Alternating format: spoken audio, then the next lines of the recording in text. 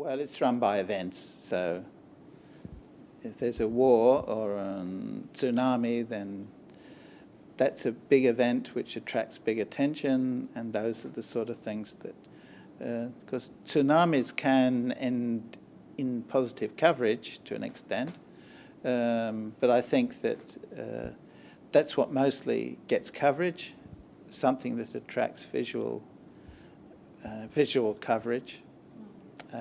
Otherwise, we're talking about elite media, Right. and to an extent, I suppose that's what I'm involved in personally. And so I'm writing, I suppose, and colleagues of mine, nuanced pieces about political development, social developments in Asia. But this is that information is there, and that's available to people, and you can watch certain TV shows and you can find that out as well. But for most people, if they're not seeking it out, it's mostly events with high visual impact that reach them. It is not just media. I mean, media is a product of the people, and it mirrors the people. So when we talk about how media covers Asia, it's very much like saying how Australia and Australians view Asia, and very much we look at not only Australia but from the other side to Asia. We look at the other from the prism of what we are familiar with. Now, I haven't been involved in newspapers for a while, and I haven't been involved specifically at Fairfax newspapers for a while, the two broadsheets. But I know that when I was there, one of the truisms that we operated under that came basically not from journalists, but came from marketing departments and people who were involved in circulation development. Their view was that stories from Asia don't sell.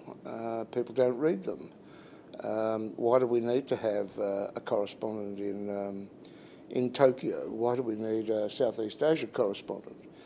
Now, while I was there, we maintained those correspondents. I'm not saying I was the only person responsible for that.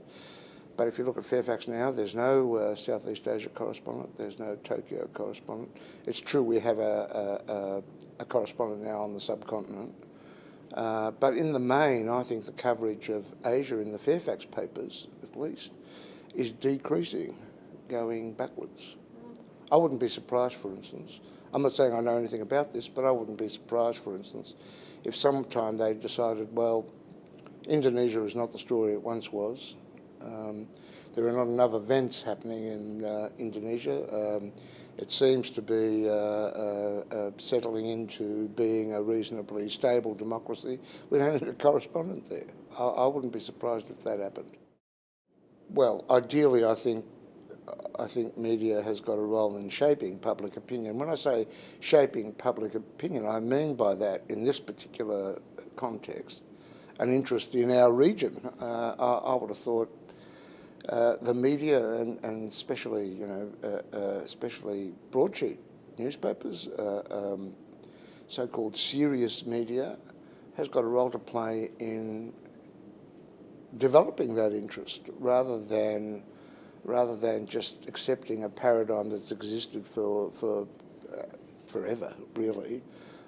So I don't think it's good enough just to say, well, our readership or our focus groups show that they're not interested in Asia. In a way, they're not interested in Asia because we don't cover it. I mean, it's sort of, that was always my argument. You marketers are talking about what exists without explaining why it exists the way it is. Yeah. So I think that there's a sort of chicken and egg thing here. What comes first? I don't believe it's true that readers of The Age, or for that matter, readers of the Herald Sun, are not interested in interesting stories about people and culture that come out of our region, if they're done well. I don't believe it.